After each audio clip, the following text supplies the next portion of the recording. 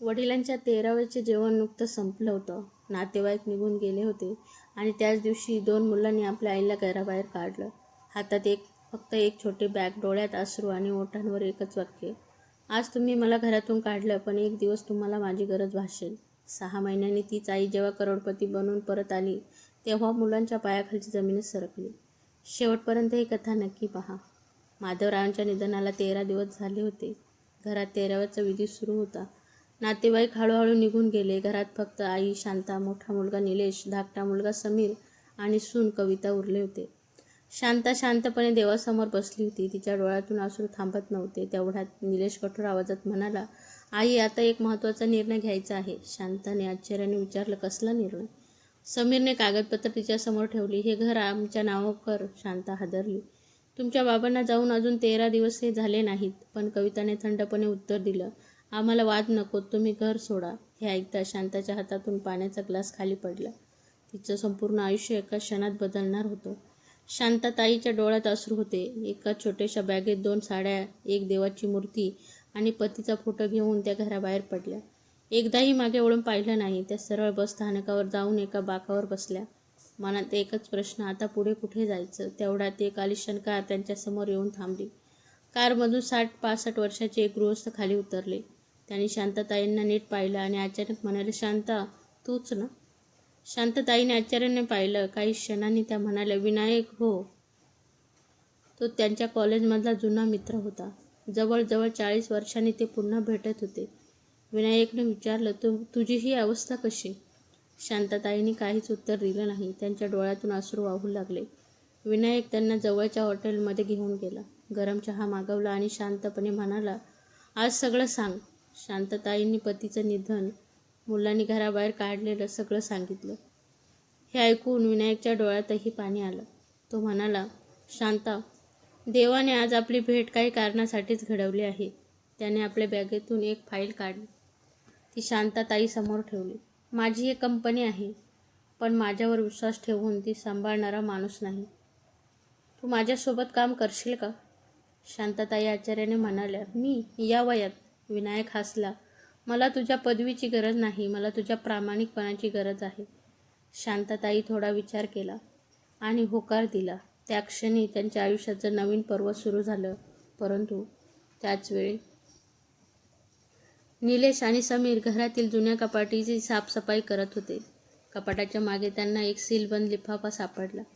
त्यावर लिहिलं होतं, हे फक्त माझ्या मुलांनीच उघडावं.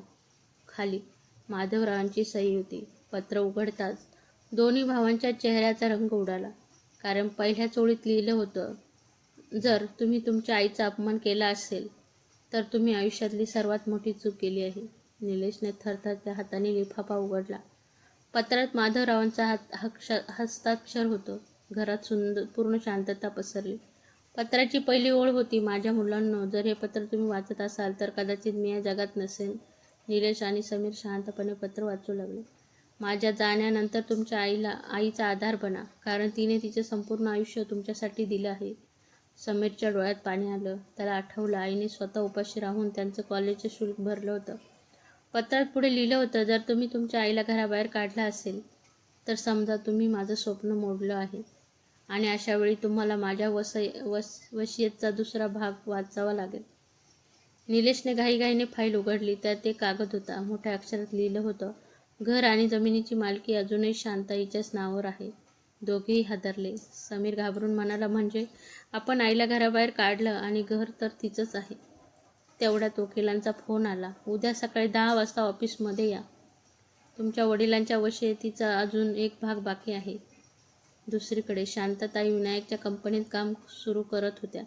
त्यांच्या प्रामाणिक स्वभावामुळे कंपनीतील प्रत्येक कर्मचारी त्यांचा आदर करू लागला. एका दिवशी विनायकने त्यांना कंपनीचे आर्थिक हिशोब दाखवले. शांताताईने काही मिनिटांतच एक मोठी चूक शोधून काढली. त्यामुळे कंपनीचे 2 कोटी रुपये वाचले. विनायक आश्चर्यचकित झाला. तो हसत म्हणाला, शांता, तू फक्त प्रामाणिक नाहीस, तू खूप हुशारही आहेस. त्या संध्याकाळी विनायकने एक मोठा निर्णय घेतला. त्याने संचालक मंडळासमोर घोषणा केली, आजपासून शांताताई या कंपनीच्या भागीदार असतील. हे ऐकून शांताताईच्या डोळ्यात आनंद अश्रू आले. परंतु त्या क्षणी वकिलांची ऑफिसमध्ये एक अनोळखी महिला आली. तिने एक जुनी फाईल टेबलावर ठेवली आणि म्हणाली, ही फाईल शांताताईच्या आयुष्याचं सर्वात मोठं गुपित उघड करेल. वकील थक्क झाले, कारण त्या फाईलवर लिहिलं होतं 25 वर्षापासून बंद असलेलं सत्य. दुसऱ्या दिवशी निलेश आणि समीर वकिलांच्या कार्यालयात पोहोचले. त्यांच्या मनात भीती होती. वकील शेखर जोशी यांनी ती जुनी फाईल उघडली. ते म्हणाले, ही फाईल मला काल एका महिलेने दिली आणि ती म्हणाली, हे सत्य फक्त शांताताईंना आणि त्यांच्या मुलांना कळायला हवं. फाईलमध्ये 25 वर्षापूर्वीचा एक फोटो होता.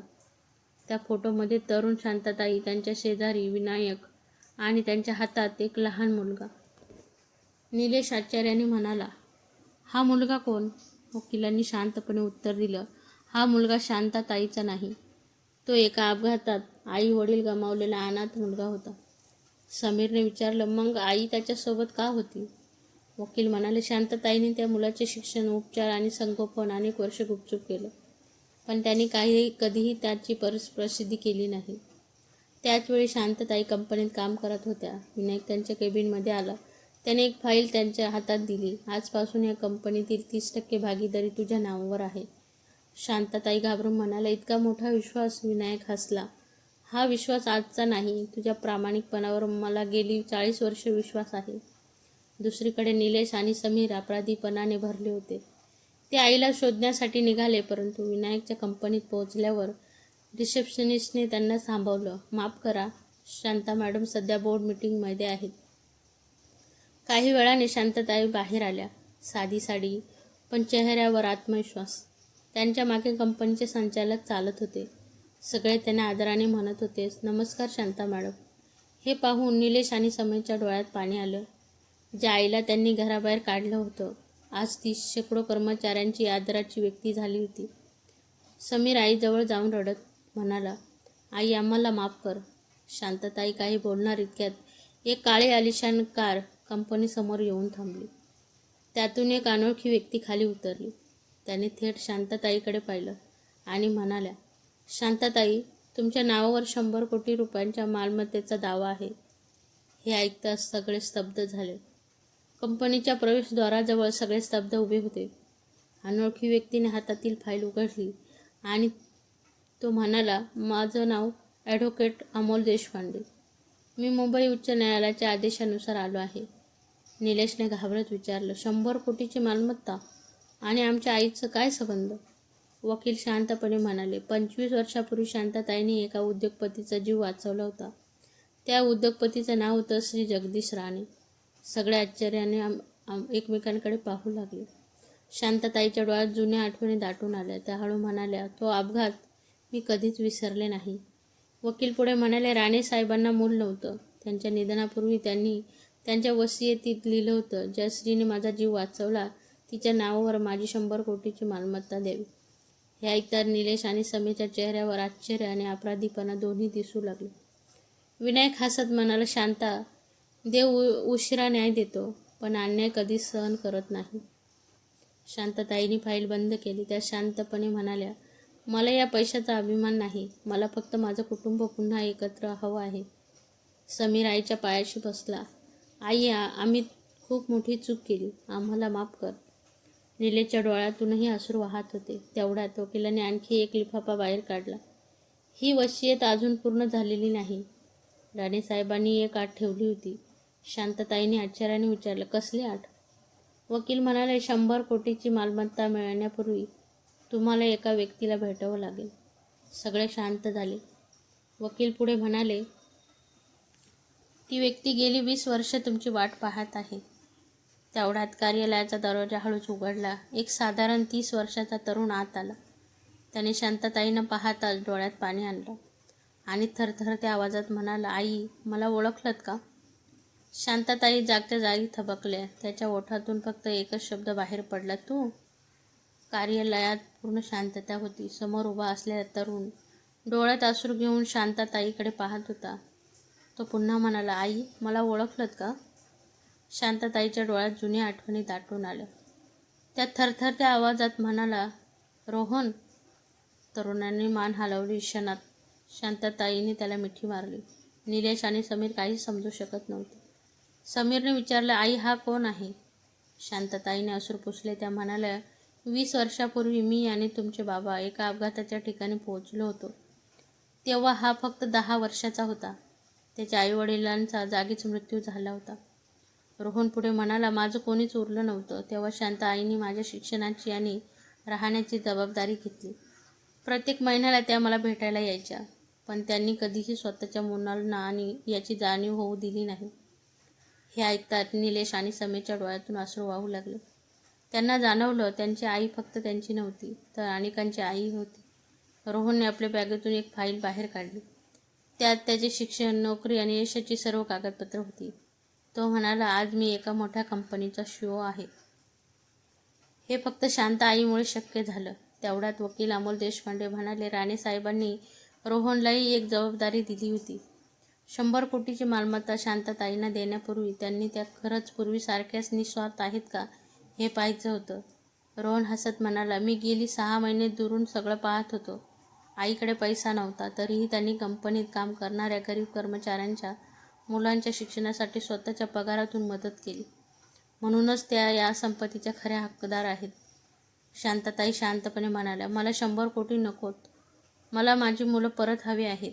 हे ऐकून निलेश आणि समीर आईच्या पायाशी बसून रडू लागले. तेवढ्यात वकिलांनी शेवटचा सीलबंद लिफाफा टेबलावर ठेवला. त्यावर लिहिलं होतं, ही मालमत्ता स्वीकारण्यापूर्वी शेवटचा निर्णय शांतताईचाच असेल. शांतताईने लिफाफा उघडला. पहिल्या ओळीत लिहिलं होतं, जर तुम्ही ही संपत्ती स्वतःसाठी न वापरता दुसऱ्यांसाठी वापरली तरच माझ्या आत्म्याला शांती मिळेल. संपूर्ण खोलीत शांतता पसरली. शांतताई काय निर्णय घेतील? 100 कोटी स्वतःसाठी ठेवतील की समाजासाठी दान करतील? संपूर्ण कार्यालयात शांतता पसरली होती. शांतताईच्या हातात 100 कोटीची मालमत्तेची कागदपत्र होती. सगळ्यांच्या नजरा त्यांच्यावर खिळल्या होत्या. वकील अमोल देशपांडे म्हणाले, शांतताई, आता अंतिम निर्णय तुमचाच आहे. ही संपूर्ण मालमत्ता तुमच्या नावावर होऊ शकते. शांतताईंनी काही क्षण डोळे मिटले. त्यांच्या डोळ्यांसमोर पती माधवराव, त्यांचे संघर्ष आणि घराबाहेर पडतानाचा दिवस उभा राहिला. त्या शांतपणे म्हणाल्या, माझ्या आयुष्याने मला एक गोष्ट शिकवली आहे. पैसा माणसाला मोठा बनवत नाही, माणुसकी मोठी बनवते.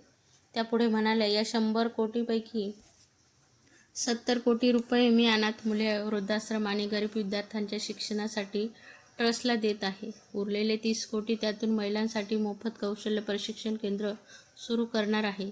हे ऐकता संपूर्ण सभागृह टाळ्यांच्या गजराने दुमदुमून गेला. रोहनच्या डोळ्यात अश्रू आले. तो म्हणाला, आई, म्हणूनच तुम्ही माझ्यासाठी देव आहात. निलेश आणि समीर आईसमोर आले. दोघेही गुडघ्यावर बसले. आई, आम्ही संपत्तीच्या मोहात अंध झालो. तुमच्यावर अन्याय केला. आम्हाला माफ कर. शांतताईंनी दोघांना उचललं. त्यांच्या डोक्यावर प्रेमाने हात ठेवला. आईच्या मनात मुलांसाठी राग नसतो, फक्त त्यांच्या सुधारणेची आशा असते. विनायक हसत म्हणाला, आज माधवराव जिथे असतील तिथून ते नक्कीच अभिमानाने हसत असतील. तेवढ्यात वकिलाने आणखी एक लहानसा लिफाफा शांतताईंना दिला. हा राणेसाहेबांचा शेवटचा संदेश आहे. शांतताईंनी तो उघडला. त्यात फक्त एकच ओळ लिहिली होती, खरी श्रीमंती बँकेत नसते, ती लोकांच्या आशीर्वादात असते. तेवढ्यात रोहनने हसत म्हटलं, आई, अजून एक सरप्राईज बाकी आहे. सगळे त्याच्याकडे पाहू लागले.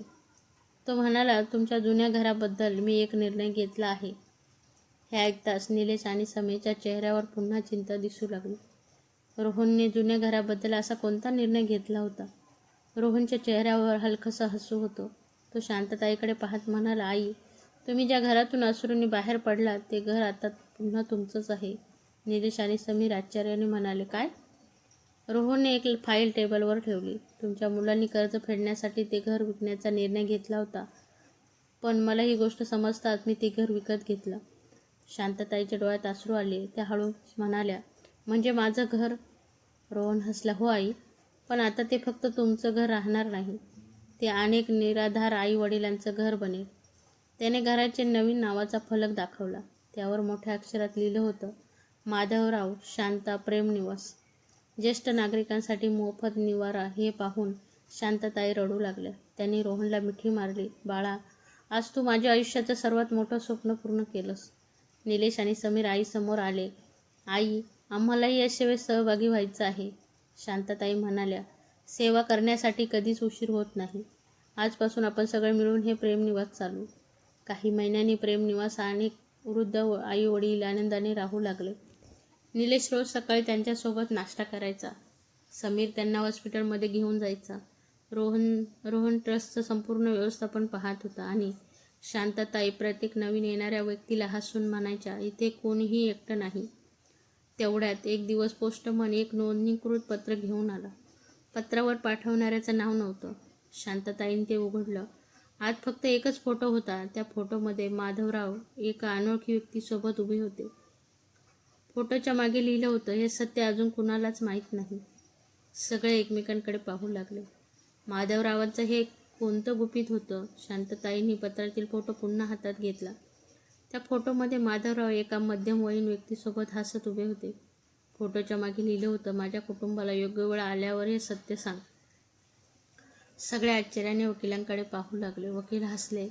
हे रहस्य आता लपवण्याची गरज नाही. ते म्हणाले, फोटोतील व्यक्ती म्हणजे श्री जगदीश राणे, ज्यांचा जीव शांतताईंनी वाचवला होता. रोहन म्हणाला, माधवराव आणि राणेसाहेब अनेक वर्षे समाजसेवा करत होते, पण त्यांनी कधीही त्यांची प्रसिद्धी होऊ दिली नाही. वकिलांनी शेवटचं पत्र उघडलं. माधवरावांनी लिहिलं होतं, माझ्या मुलांनो, जर तुम्ही हे पत्र वाचत असाल तर लक्षात ठेवा, तुमची आई माझ्यापेक्षा मोठी माणूस आहे. तिने आयुष्यभर स्वतःपेक्षा दुसऱ्यांचा विचार केला. पत्रात पुढे लिहिलं होतं, तुम्ही तिला कधीच पैशाने मोजू नका, कारण तिची खरी श्रीमंती म्हणजे तिने कमावलेली माणसं. हे वाचताच निलेश आणि समीर आईच्या पायाशी बसले. दोघेही रडत म्हणाले, आई, आम्ही संपत्तीच्या मागे धावलो, पण खरी संपत्ती तर तुम्हीच आहात. शांतताईंनी दोघांना मिठी मारली. त्या हसत म्हणाल्या, चूक प्रत्येकाकडून होते, पण ती मान्य करून बदलणारा माणूसच खरा मोठा असतो. एका वर्षानंतर माधवराव शांता प्रेम निवास संपूर्ण महाराष्ट्रात प्रसिद्ध झाला. शेकडो वृद्धांना तिथे आधार मिळाला. गरीब विद्यार्थ्यांना शिष्यवृत्ती मिळू लागली. अनाथ मुलांना नवीन आयुष्य मिळालं. रोहन, निलेश, समीर आणि संपूर्ण कुटुंब एकत्र येऊन समाजसेवा करू लागलं. एका दिवशी प्रेम निवासात राहणाऱ्या एका आजीने शांतताईंनी विचारलं, ताई, 100 कोटी मिळाल्यावर तुम्हाला सर्वात मोठा आनंद कशात मिळाला? शांतताई हसल्या. समोर उभ्या असलेल्या आपल्या मुलांकडे पाहिलं. मग शांतपणे म्हणाल्या, 100 कोटी मिळाल्याचं नाही, माझी मुलं मला परत मिळाल्याचं. सगळ्यांच्या डोळ्यात अश्रू आले.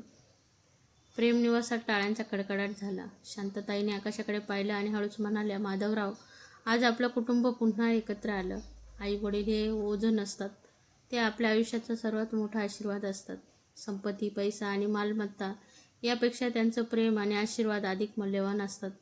त्यांच्या जिवंतपणी त्यांना वेळ, आदर आणि प्रेम द्या. धन्यवाद.